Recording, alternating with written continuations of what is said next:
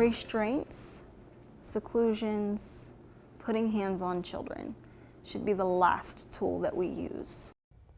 The KVUE defenders spoke with a mother and her son after surveillance video showed a Round Rock ISD administrator shoving him into a wall. Now, disability rights activists are sharing their priorities for the Texas Legislature this session, pleading with lawmakers to help protect special needs students. Thanks so much for joining us for KVUE News at 6. I'm Quintin Proctor. And I'm Brian Mays. The call for legislative action comes nearly a year after the KVUE defenders uncovered that surveillance video and after investigations from the school district, the Texas Department of Family and Protective Services, and the Texas Education Agency. Now, we do want to warn you, you will see that video and it may be disturbing for some.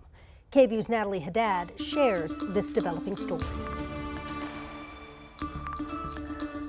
Nearly a year after Jacob Thomas of Goals Learning Center in Round Rock was seen throwing then 13-year-old Quintin Proctor into the wall of what's known as a cool-off room, disability rights activists, including Quintin's mother, are asking the state legislature to protect special needs students and stop student restraints. Stop the senseless abuse of students with disabilities in our Texas public schools. State Representative Dr. Mary Gonzalez agrees. We can't hear story after story and say that we don't have a responsibility to do something. Representative Gonzalez has filed House Bill 133, which would prohibit certain restraints on students in public schools who receive special education services. We can't know that there are still gaps in legislation or public policy that need to be addressed when students' lives are in harm.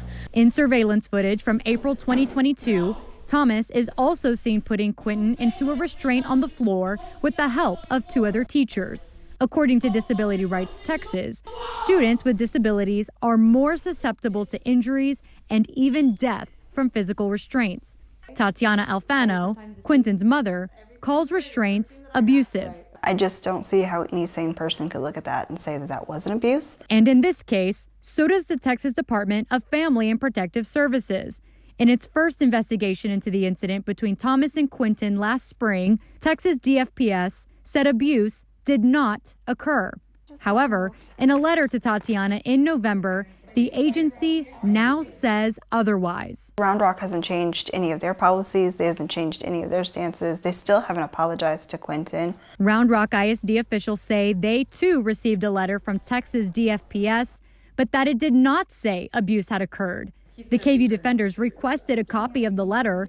The school district would not share, only saying the letter is not the same as Tatiana's. However, inside sources within Texas DFPS say Round Rock ISD was never sent a letter with the updated investigation findings. There are teachers out there who have physically done less to students and have been swiftly terminated. Thomas has since resigned from Round Rock ISD, effective at the end of the school year in May.